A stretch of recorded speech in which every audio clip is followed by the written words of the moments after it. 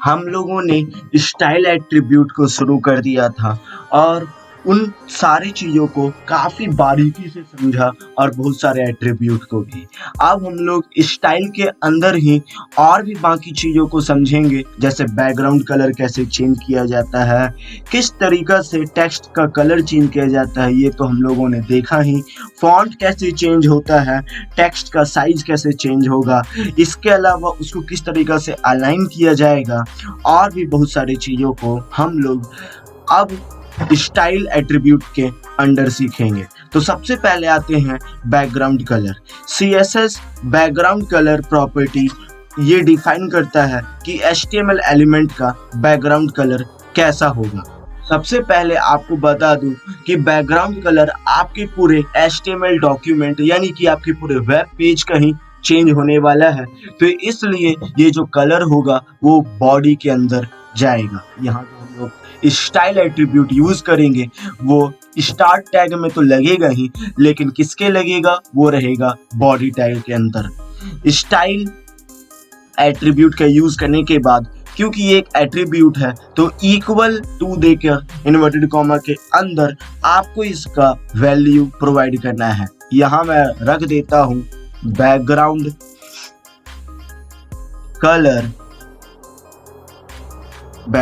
Colour colon, जो भी आपको कलर चाहिए वो यहाँ पर दे दीजिए। उसके बाद सिंपली से सेव कीजिए। जैसे आप सेव करते हैं तो उसके बाद ये आपका प्रोग्राम को रन करता है और बड़ा आसानी से आपका कलर चेंज कर देता है। जैसा कि आप देख सकते हैं हमारे पूरे वेब पेज का बैकग्राउंड कलर ही चेंज हो चुका है। इसी तरीक़ा से आप कोई दूसरा कलर भी रख सकते हैं, जैसे मैं यहाँ रखता हूँ पाउडर ब्लू। तो देख सकते हैं हमारा वापस से बैकग्राउंड कलर चेंज। तो इस तरीक़ा से आप अपने वेब पेज का बैकग्राउंड कलर चेंज कर सकते हैं। अब मैं आपको बताता हूँ कि किस तरीक़ा से आप टेक्स्ट का कलर चेंज कर सकते हैं। ये मैंने पहले भी आपको बताया है, तो मैं हल्का सा आपको रिवाइज करवा देना चाहता हूँ। टेक्स्ट का कलर चेंज करने के लिए बड़ा सिंपल है, आप जिसका भी, चाहे पैराग्राफ या फिर चाहे हेडिंग हो, यहाँ पर आपको सिंपली स्टाइल एट्रीब्यूट यूज करने के बाद वही कलर कॉलन ब्लू का यूज करना है, या फिर जो भी कलर आप यूज करना चाहते हैं आप कर सकते हैं। आज मैं आपको बताऊंगा CSS के फॉन्ट फैमिली प्रॉपर्टी के बारे में। ये बताता है कि किस तरीके से आप अपना लैंग्वेज का फॉन्ट बदल सकते हैं। फॉन्ट यानी लिखने का स्टाइल को बदल सकते हैं। फॉर एग्जाम्पल के लिए यदि मैं अपने हेडिंग का फॉन्ट चेंज करना चाहता हूं, तो मैं H1 style equal to double inverted comma के अंदर मुझे अपना वैल्यू बस यहाँ पर प्रोवाइड करना है, फॉन्ट हाइफन फैमिली।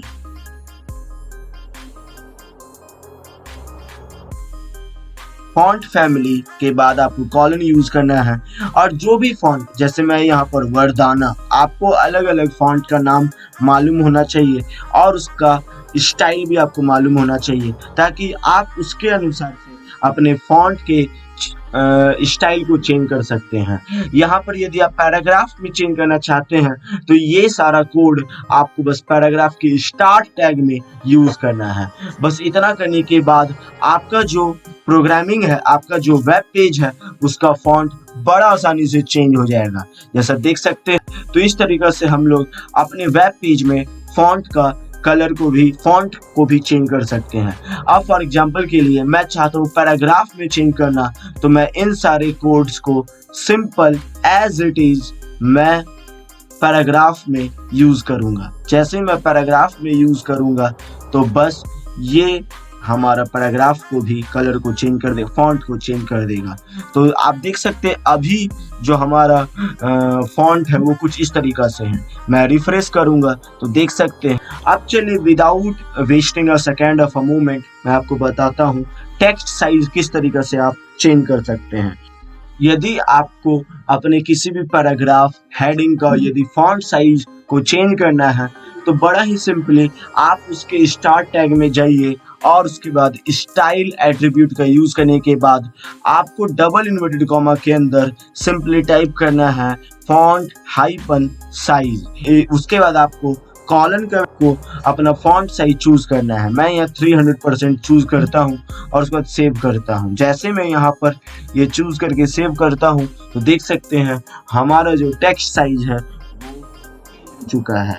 अब मैं आपको बताऊंगा कि आप किस तरीका से अपने द्वारा लिखे हुए चीजों को अलाइन कर सकते हैं। Align in the sense text align. CSS का एक ऐसा प्रॉपर्टी होता है जिससे कि आप हॉरिजॉन्टल टेक्स्ट को अलाइन कर सकते हैं। फॉर एग्जांपल के लिए यदि मैं चाहूँ तो हेडिंग के टेक्स्ट को अलाइन करना चाहता हूँ सेंटर में, तो मैं वापस से स्टाइल एट्रीब्यूट का यूज करने के बाद इक्वल टू मुझे यूज करना है, क्योंकि ये सारे एट्रीब्यूट हैं। तो मैं यहाँ पर text hyphen align, text align के बाद आपको वैल्यू चूज करना है। उसके बाद आपको सेव कर लेना है। अब आपने जो कुछ भी लिखा है हेडिंग वो सेंटर में आ जाएगा, जैसा कि आप देख सकते हैं। तो इस तरीके से हम लोग बड़ा आसानी के साथ चीजों को सेंटर में ला। उम्मीद है आपको पता चल रहा होगा कि किस तरीके से बड़े आसानी से आप अपने वेब पेजेस में हेडिंग को या फिर किसी भी चीजों को आप अलाइन कर सकते हैं। और मैं आपको बताऊंगा कि किस तरीका से आप टेक्स्ट को बोल्ड, इटैलिक या फिर किस तरीका से सुपरस्क्रिप्ट, सबस्क्रिप्ट तरीका से लिख सकते हैं। क्या आप इस तरीका से कभी भी HTML में लिख सकते हैं? तो मैं आपको बताऊंगा कि आप किस तरीका से सबस्क्रिप्ट और सुपरस्क्रिप्ट अपने HTML वेब पेज में, डॉक्यूमेंट पेज में किस तरीका से आप इन सारी चीजों को शो कर सकते हैं। सबसे पहले मैं आपको बता दूं, बहुत सारे चीजें जो अभी मैं आपको नेक्स्ट 15 to 20 मिनट्स में बताऊंगा इसी वीडियो में, वो रहेगा HTML फॉर्मेटिंग एलिमेंट्स, जिसमें मैं आपको बहुत सारी चीजों को बताने वाला हूं। तो सबसे पहले मैं आपको बता दूं HTML के B एलिमेंट के बारे में। ये जो B एलिमेंट है ये डिफाइन करता है टेक्स्ट को बोल्ड करना, किसी भी तरीका के एक्स्ट्रा इंपॉर्टेंस को बनाए बगैर। ये सिर्फ बताएगा टेक्स्ट को कि ये जो टेक्स्ट है वो बोल्ड है। लेट सपोज मैं बॉडी में एक यूज करने वाला हूँ एक सेंटेंस, यहाँ मैं जैसे लिखता हूँ दिस इज एन एप्पल। मैं जैसे ये लिखता हूँ, मैं इसे बोल्ड करना चाहता हूँ तो मैं सिंपली बी टैग का यूज करूंगा।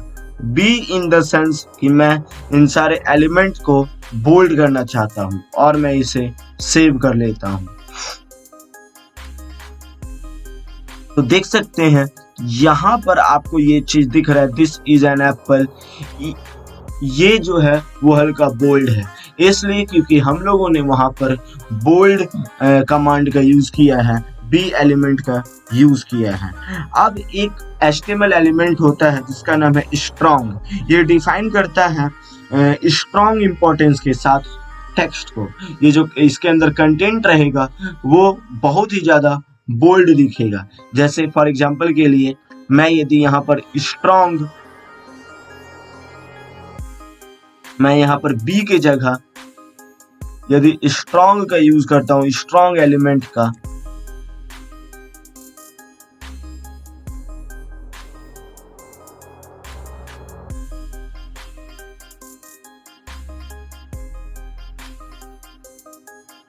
अब मैं आपको बताऊंगा कि आप किस तरीका से अपने वेब पेजेस में चीज़ों को थोड़ा अलग ढंग से लिख सकते हैं। जैसे बहुत बार ये होता है कि हम लोग अपने वेब पेज में जो कुछ भी लिखते हैं वो हम लोग किसी और लैंग्वेज से किसी टर्म को यूज़ कर लेते हैं, या फिर कुछ ऐसा टेक्निकल टर्म हम लोग यूज़ कर लेते हैं जो कि बाकी लिखे सेंटेंस से थोड़ा हम लोगों को अलग दिखाना होता है। यानी कि किस तरीके से हम लोग बाकी सारी चीज़ों से किसी एक पर्टिकुलर वर्ड या सेंटेंस को थोड़ा अलग शो कर सकते हैं। इसके लिए हम लोग आई एलिमेंट का यूज़ करने वाले हैं, आई टैग का यूज़ करने वाले हैं। आई टैग का यूज़ करने के लिए आपको सिंपली यहाँ पर सेंटेंस के बीच में या फिर सेंटेंस की शुरुआत में इसका एक स्टार्ट टैग और एंड टैग बना लेना है, जिससे कि आपने जो कुछ भी लिखा है वो थोड़ा अलग शो होगा। जैसे आप यहाँ देख सकते हैं, ये जो हम लोगों ने लिखा है वो थोड़ा हमारा अलग तरीका से शो हो रहा है। तो इस तरीका से हम लोग चीज़ों को शो कर सकते हैं। ये देखिए, हम लोगों ने जो दिस इज एन एप्पल लिखा है वो थोड़ा अलग तरीका से है, या कहे इटैलिक तरीका से है। तो इस तरीका से हम लोग चीज़ों को बड़े आसानी से थोड़ा अलग शो कर सकते हैं। इसे हम लोग इटैलिक कहते हैं। ये ज़्यादातर टेक्निकल टर्म को, किसी अनदर लैंग्वेज के फ्रेज को, एक थॉट को, या फिर किसी भी अलग चीज़ों के नेम को हम लोग यहाँ पर शो करने के लिए इस तरीका से यूज करते हैं। किस तरीका से आप स्मॉलर टेक्स्ट को शो कर सकते हैं? स्मॉलर टेक्स्ट शो करना यानी कि आप बता सकते हैं कि आपका जो ये टेक्स्ट है वो कुछ स्मॉलर है। जैसे फॉर एग्जांपल के लिए मैं दिस इज एन एप्पल को स्मॉल यदि शो करना चाहता हूं तो मैं यहाँ सिंपली स्मॉल एलिमेंट का यूज करूंगा और मैं इसे सेव कर लेता हूं। देख सकते हैं ये जो हमारा टेक्स्ट है दिस इज एन एप्पल, ये बाकी सेंटेंस से लिखे थोड़ा स्मॉल लग रहा है।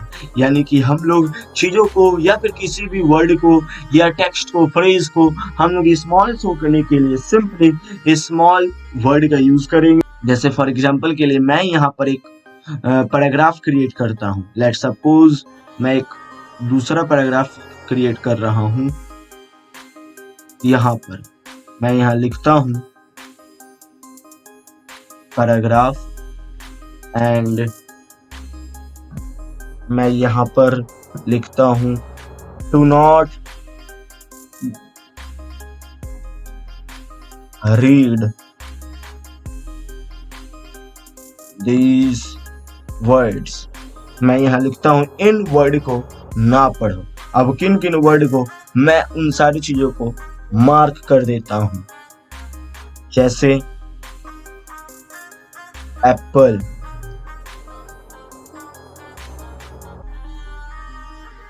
एंड मार्क एलिमेंट मैंने बंद कर दिया। एंड कोई अनदर वर्ड मैं लिख देता हूं, apple banana, full stop, paragraph close. मैंने बोला है कि ये जो एप्पल वर्ड है उसको रीड नहीं करना है, क्योंकि एक ही वर्ड है तो मैं यहाँ THIS these वर्ड यूज करता हूँ कि ये जो एप्पल वर्ड है उसको रीड नहीं करना है। तो मैं अब इसे सेव करता हूँ और उसके बाद मैं यहाँ पर लिखा हुआ हूँ। तो ये आप देख सकते हैं हम लोगों ने HTML में चीज़ों को हाईलाइट करना भी सीख लिया है। जैसे हम लोगों ने यहाँ पर do not read this word और बनाना यहाँ पर हम लोगों ने लिख दिया है। तो आप देख सकते हैं यहाँ पर जिसने हम लोग चीज़ों को किस तरीके से इम्पोर्टेंट चीज़ों को हाईलाइट कर सकते हैं ये भी सीख लिया है। अब मैं आपको बताऊंगा डेल एलिमेंट के बारे में। ये जो डेल एलिमेंट है ये डिफाइन करता है वैसे टेक्स्ट को जो कि एक डॉक्यूमेंट से डिलीट हो चुका है। ब्राउज़र जो है यूजुअली इन सारी चीज़ों को एक स्ट्राइक लाइन से शो करता है। जैसे मैं यहाँ पर मैंने एक पैराग्राफ क्रिएट किया, do not read this word. अब उसके बाद मैं चाहूँगा कि बिल गेट्स जो मैंने लिखा है इन सारी चीज़ों को, ये एक डिलीटेड टेक्स्ट है, तो मैं यहाँ डिल डिल का यूज़ करूँगा और डिल को यहाँ मैं क्लोज कर दूँगा। तो देख सकते हैं ये एक स्ट्राइक थ्रू वर्ड है, एक स्ट्राइक लाइन है जो कि शो कर रहा है कि ये जो वर्ड है वो डिलीटेड है, कटा हुआ है।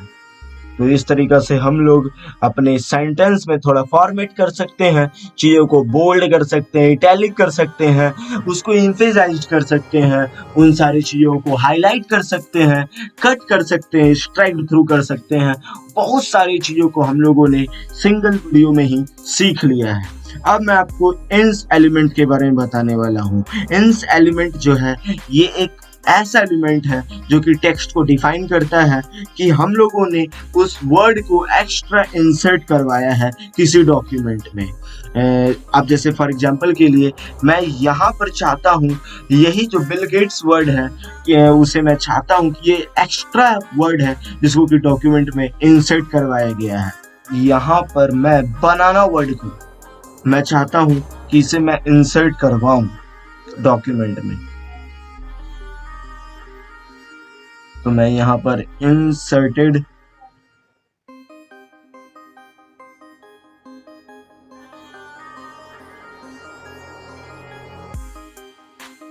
तो देख सकते हैं कोई भी एक्स्ट्रा वर्ड जो कि आप एक्स्ट्रा वर्ड जोड़ना चाहते हैं अपने डॉक्यूमेंट में, वेब पेज में, तो आप बड़े आसानी से उन सारी चीज़ों को शो कर सकते हैं अंडरलाइन के मदद से कि हाँ ये जो वर्ड है वो एक्स्ट्रा वर्ड है जिसको कि बाद में इंसर्ट किया गया है। तो इस तरीके से आप इंस या फिर इंसर्ट एलिमेंट का यूज कर सकते हैं।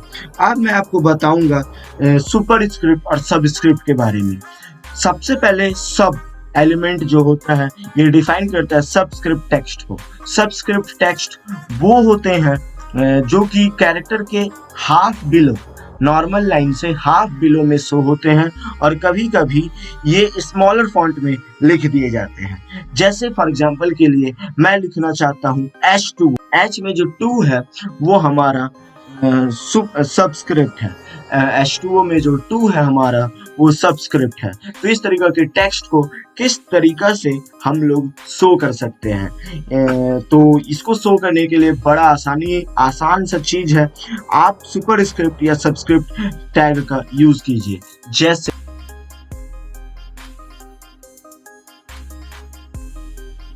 जैसे मैं एक यहाँ पर पैराग्राफ क्रिएट करता हूँ P के नाम से और मैं लिखता हूँ कैपिटल H एंड इसके सबस्क्रिप्ट में मैं 2 रखूंगा और उसके बाद मैं इसको बंद करूंगा और 2 के बाद मैं O शो करना चाहता हूं और फिर उसके बाद मुझे ये पैराग्राफ को बंद कर देना है। तो इस तरीके से वाटर का फॉर्मूला हम लोगों का तैयार हो जाएगा। तो देख सकते हैं हम लोगों ने H2O भी यहाँ पर लिख करके दिखा दिया। इस तरीके से हम लोग चीज़ों को शो कर सकते हैं। जैसे मैं अब यहाँ पर जैसे मैं यहाँ कार्बन डाइऑक्साइड शो करना चाहता हूँ, तो यहाँ पर C जो होगा वो नॉर्मल टेक्स्ट में लिखेगा, तो इसलिए मैं यहाँ C लिख देता हूँ। और सबस्क्रिप्ट में तो इस बार 2 रहने वाला है, तो मैं ये चीज यहाँ से मिटा देता हूँ, मैं ये यहाँ से मिटा देता हूँ। CO एंड देन सबस्क्रिप्ट मैं यूज करूंगा 2 को एंड देन मैं इसे सेव कर लेता हूँ। देख सकते हैं हम लोगों ने CO2 को भी लिख करके दिखा दिया। अब मैं जैसे H2SO4, जैसे इसका थोड़ा मैं और आपको एग्जांपल दे करके प्रैक्टिस करवाना चाहता हूँ। जैसे मैं सल्फ्यूरिक एसिड को शो करना चाहता हूँ, तो मैं यहाँ पर पैराग्राफ में H सबस्क्रिप्ट में 2 और S फिर O सबस्क्रिप्ट में वापस से 4 को शो करना चाहता हूँ और फिर उसके बाद मैं इसे सेव कर लेता हूँ। तो देख सकते हैं हम लोगों ने सल्फ्यूरिक एसिड को भी लिख करके दिखा दिया H2SO4।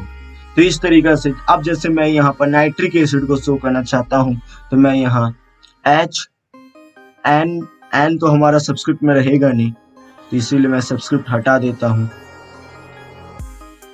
O भी तो हमारा रहेगा ही नहीं, तो मैं यहाँ पर O भी रहने देता हूँ। सबस्क्रिप्ट में रहेगा हमारा 3, मैं इसे सेव कर लेता हूँ और आपको दिखाता हूँ HNO3। देख सकते हैं हम लोगों ने नाइट्रिक एसिड को भी शो करके दिखा दिया है। तो इस तरीका से हम लोग किसी भी वेबसाइट में या फिर कहीं भी यदि आप HTML का डॉक्यूमेंट क्रिएट कर रहे हैं तो इस तरीका से आप केमिकल फार्मूला या सबस्क्रिप्ट या सुपरस्क्रिप्ट का खेल खेल सकते हैं। अब जैसे फॉर एग्जांपल के लिए मैं अब बताऊंगा कि आप किस तरीका से सुपरस्क्रिप्ट एलिमेंट का यूज कर सकते हैं। तो चलिए वो भी मैं आपको बता देता हूँ। सुपरस्क्रिप्ट इन द सेंस आप पावर में किस तरीका से चीजों को यूज कर सकते हैं। जैसे फॉर एग्जांपल पैराग्राफ में मैं यहाँ पर ले लेता हूँ 1000 हमारा नॉर्मल टेक्स्ट रहेगा और मैं यहाँ पर सुपरस्क्रिप्ट यानी कि इसके पावर में कुछ शो करना चाहता हूँ। लेट सपोज मैं 3000 इसके पावर में शो करना चाहता हूँ तो मैं यहाँ पर सुपरस्क्रिप्ट इस बार SUP क्योंकि ये ऊपर रहेगा कुछ इस तरीका से, तो इसीलिए मैं यहाँ पर SUP सुपरस्क्रिप्ट कीवर्ड का यूज करूंगा, एलिमेंट का यूज करूंगा और उसके बाद मैं इसे सेव कर लेता हूँ। देख सकते हैं इस तरीका से हम लोग चीजों को एक्सपोनेंट में या फिर पावर में या फिर सुपरस्क्रिप्ट में या फिर एक्सपोनेंशियल में फॉर्म में हम लोग शो कर सकते हैं। तो इसका यूज ज्यादातर साइंस वगैरह में होता है यदि आप इस तरीका का कुछ डॉक्यूमेंट क्रिएट कर रहे हैं तो उम्मीद है आपको टेक्स्ट फॉर्मेटिंग के बारे में तमाम सारे जितने भी पॉसिबल नॉलेज है आपको इस सिंगल वीडियो में ही मिल गया होगा और subscript, superscript, italic, bold, highlighting और तमाम सारी चीजों के बारे में जानकारी आपको मिल गया होगा।